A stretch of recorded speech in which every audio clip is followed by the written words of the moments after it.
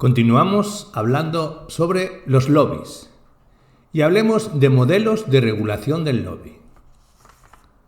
En relación con la regulación de la actividad del lobby, la situación es diferente en Estados Unidos y en la Unión Europea e inexistente en España.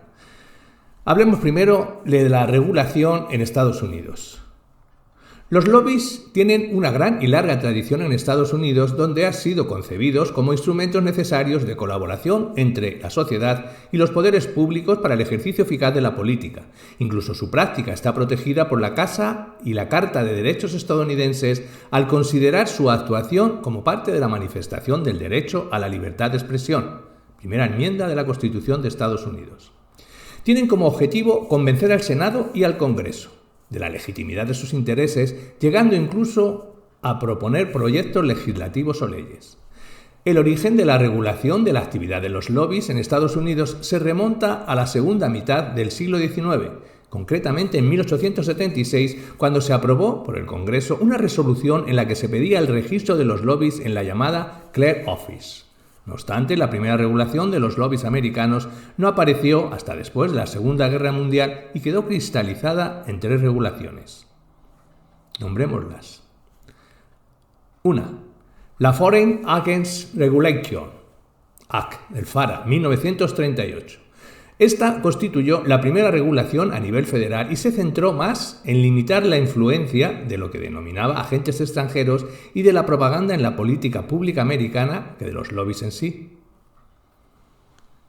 Los miembros, funcionarios y personal del Congreso están obligados a presentar documentos oficiales de viajes, ingresos, regalos, etc. y poner esta información a disposición del público. Están definidos como cualquier lobista y representante de relaciones públicas o abogado para organizaciones, corporaciones o partidos políticos extranjeros. Segundo punto, la Federal Regulation of Lobbying Act, la FRLA, de 1946, que tenía como objetivo la inscripción de los lobbies para dar a conocer de un modo público la existencia de estos grupos de presión sobre el Congreso. Mediante esta ley se logró que se registraran en la Clear Office, en la Secretaría del Senado, y que presentaran trimestralmente sus informes financieros, aunque no se consiguió regular su conducta ni su actividad financiera, por lo que esta ley brilla por su falta de eficacia. No obstante, la violación o negligencia en el seguimiento de esta normativa suponía penas de multa e incluso de privación de libertad, con la consiguiente prohibición del ejercicio de la profesión durante un determinado periodo de tiempo. La influencia de esta ley se debilitó cuando la Corte Suprema redujo su ámbito de aplicación a los lobbies pagados en contacto directo con los miembros del Congreso. Y en un tercer punto, de la Lobbying Disclosure Act, LDA, de 1995, que mejoró notablemente la situación de los lobbies en Estados Unidos, introduciendo 3 puntos claves e indispensables para su correcta regulación. 1. Una definición clara y concisa sobre los lobbies, lobistas y la actividad de hacer lobbying. 2. La relación de los requisitos necesarios para la inscripción de los lobistas y la obligación de entregar un informe con sus actividades financieras. Y 3. 2 tipos de registros, uno para los lobistas, que representasen a gobiernos y partidos políticos extranjeros, y otro para los lobistas que representasen intereses privados extranjeros. Bajo la presidencia de Bush, se firmó el Acta Legislativa de Transparencia y Responsabilidad, por la que ningún miembro del Senado que haya dejado su cargo para convertirse en lobista podrá ejercer presión sobre ningún otro miembro del Senado hasta que no haya transcurrido 1 año desde el inicio de su actividad como lobista. Del mismo modo, se establece un sistema de certificación escrita obligatoria de la financiación de viajes y demás gastos, es decir, expone los movimientos de los lobbies a la opinión pública. La concepción estadounidense del lobby se centra en el concepto de puerta giratoria, es decir, por un lado la política y por el otro el sector privado. Es más, los lobbies suponen una segunda vida después de la política para congresistas y senadores, como es el caso de Al Gore, cabeza visible del lobby ecologista. En cuanto a la Unión Europea, hemos de decir que en relación con el lobby en la Unión Europea hay que establecer una distinción muy clara en el tratamiento del lobby y en el marco de las instituciones europeas y el tratamiento del lobby en los diferentes Estados miembros de la Unión Europea. Actualmente es imposible concebir el funcionamiento de las instituciones europeas sin hacer mención a los lobbies, como parte esencial de dicho funcionamiento. Es más, han estado presentes desde la fundación de las Comunidades Europeas, antecesoras de la Unión Europea. Se concentran en Bruselas, alrededor del Parlamento, de la Comisión y del Consejo para influir en sus decisiones en general, sean normativas o no, en la tramitación de normas, etc. Toda empresa o asociación que se precie tiene un lobby en la capital belga. Los lobbies con mayor tradición e implantación en Europa son UNIS, la voz oficial de la industria europea desde 1958, el European Round Table o Industrialist, el Competitiveness Advisory Group y varios más. No obstante, su presencia no ha sido acogida de un modo positivo, ya que sus modos de presión han originado una serie de protestas desde los sectores más escépticos a su función. Este es uno de los motivos por los que la regulación de los lobbies aparece como reacción a los problemas y necesidades que se van presentando en cada momento y no para prevenir su aparición. La legislación es reactiva, no preventiva. Debido a este hecho, hablamos de soft law, definido como un derecho de naturaleza incierta, menos vinculante, menos seguro, que se traduce en una armonización ficticia y una transposición aleatoria de las normas en los ordenamientos nacionales. En el ámbito europeo encontramos 3 documentos que conforman la actual soft law de los lobbies, que desarrollamos con mayor precisión en el apartado dedicado a la regulación de la actividad de los lobbies en el marco de las instituciones y órganos de la Unión Europea. Estos documentos son el Libro Verde, de 3 de mayo de 2006, que recoge la iniciativa europea en favor de la transparencia, el Acuerdo Interinstitucional de 2014 entre el Parlamento Europeo y la Comisión Europea relativo al registro de transparencia sobre organizaciones y personas que trabajan por cuenta propia, que participan en la elaboración y aplicación de las políticas de la Unión Europea, y el Código de Conducta, que figura en el anexo 3 del acuerdo anteriormente mencionado. En relación a los países que forman la Unión Europea, no hay datos de los 28 Estados miembros, pero existe un estudio realizado en el año 2014 bajo la dirección de Transparency International, que examinó los intentos de regulación en 19 países europeos y determinó que para una eficaz regulación del lobby en la Unión Europea eran necesarios 3 elementos. 1. La transparencia y publicidad de las relaciones entre los lobistas, funcionarios y representantes públicos. 2. La integridad y la existencia de una normativa clara respecto a las conductas éticas de los lobistas. Y 3. La igualdad de representación de todos los intereses y sectores. Hay una tabla en la que decimos que las dimensiones de un sistema integral de regulación del lobby en cuanto a la transparencia, la integridad y la igualdad de acceso. En cuanto a la transparencia, es un acceso a la información pública a través de los regímenes de libertad de información, un sistema de registro de lobistas, un monitoreo del sistema de registro y sanciones para la falta de cumplimiento y una divulgación proactiva por funcionarios, incluida huella legislativa. En cuanto a la integridad, son restricciones previas y posteriores el empleo para reducir los riesgos asociados con la puerta giratoria entre el sector público y el privado. Hay unos códigos de conducta para empleados del sector público, unos códigos de ética para lobistas y una autorregulación por parte de las asociaciones lobistas. Y en cuanto a la igualdad de acceso, hay un mecanismo de consulta y participación pública y una composición de grupos de peritos, consultores y políticos.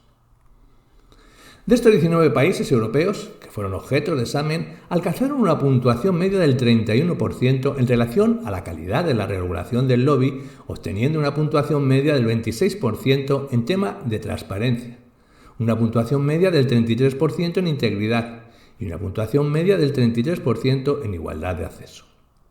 Asimismo, tan solo 7 de ellos contaban con normas específicas de regulación de la actividad de los lobbies, y el resto de ellos, como en el caso de España, esta regulación brilla por su ausencia.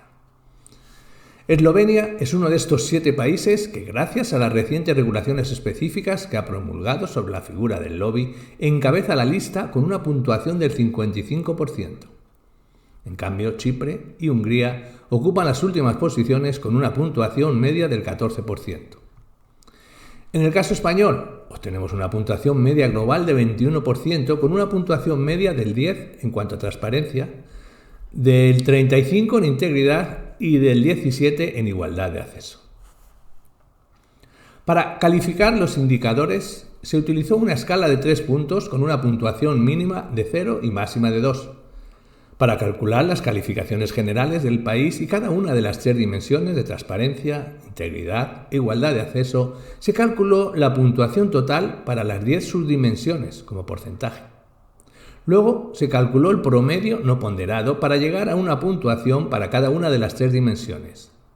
Igualmente, la puntuación general del país es una media no ponderada de estas 3 dimensiones. No se aplicó ninguna ponderación diferencial a indicadores individuales, subdimensiones o dimensiones principales. Hablemos de los lobbies, la regulación en España. En España los lobbies o grupos de presión son una realidad desconocida para la mayoría de la población y que está lejos de contar con una buena base reguladora en un futuro próximo. No obstante, la mayoría de los partidos políticos con representación parlamentaria presentaron en las pasadas elecciones, el 20 de diciembre de 2015, alguna propuesta, insuficiente a nuestro juicio, de regulación de este fenómeno. El Partido Popular recoge en su programa electoral como una de las medidas antídoto contra la corrupción la regulación de la actuación de los lobbies mediante un registro de ellos o grupos de interés con el fin de identificar a todas aquellas personas físicas o jurídicas que desarrollen este tipo de actividades. Por su parte, el Partido Socialista también llevó en su programa electoral a las pasadas elecciones generales una propuesta de regulación de los lobbies que aparecen mencionados en 2 apartados del programa electoral. En primer lugar, aparece en la sección de Administraciones Públicas, para garantizar servicios públicos de calidad, cuando habla en sus propuestas de un buen gobierno en las administraciones públicas.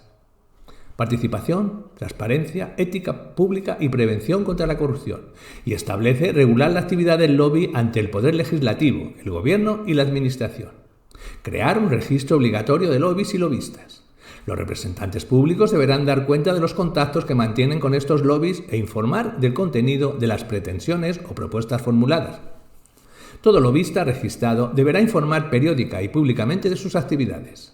Aprobar un código ético para la actividad del lobby y dotar a la Oficina de Conflictos de Intereses de las prerrogativas y los recursos necesarios para supervisar y sancionar los incumplimientos tanto del sector público como del privado. En segundo lugar, aparece en el apartado de la lucha contra la corrupción, en relación a las medidas de prevención en el sector privado. Regular el acceso al ejercicio de representación de intereses e influencia en la política para evitar la influencia indebida y los riesgos de corrupción que derivan del tráfico de influencias.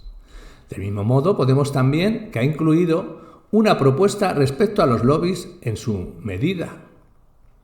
Una ley de prohibición de las puertas giratorias y de regulación de los lobbies, grupos de presión. Con esta ley se regularán las organizaciones de intereses en cada comunidad autónoma y sus relaciones con los altos cargos. También se regulará su capacidad de influir en la elaboración de normas autonómicas, así como la prohibición de las puertas giratorias, y se hará explícita la incompatibilidad del ejercicio de cargos públicos con determinadas actividades privadas. El partido político Ciudadanos no hablaba en sentido propio de la figura del lobby, sino del régimen de incompatibilidades de altos cargos durante el ejercicio o después del ejercicio para evitar las puertas giratorias, así lo recoge textualmente en su programa. Defender los intereses generales luchando contra el desvío del ejercicio del poder en beneficio de intereses particulares, evitando en particular los conflictos de intereses y acotando y regulando el fenómeno de las llamadas puertas giratorias. Otro de los partidos con representación parlamentaria que presenta en su programa electoral una regulación acerca de los lobbies es Democracia y Libertad, que establece 2 puntos a este respecto: la regulación de la actividad y la actividad legislativa. Además, como grupo parlamentario, han presentado una proposición de reforma del reglamento del Congreso de los Diputados para la creación del registro de los grupos de interés o lobbies, con lo que pretende crear un registro de grupos de interés con el fin de otorgar transparencia a sus actividades. El Partido Nacionalista Vasco propone una 5ª medida para la ética y transparencia en la acción política institucional, la regulación de los lobbies, estableciendo medidas efectivas para la máxima transparencia de su actividad. A nivel autonómico, Madrid podría ser la primera comunidad autónoma que regule los lobbies, gracias al acuerdo que firmaron el PP con Ciudadanos para facilitar la presidencia de la comunidad a favor de Cristina Fuentes.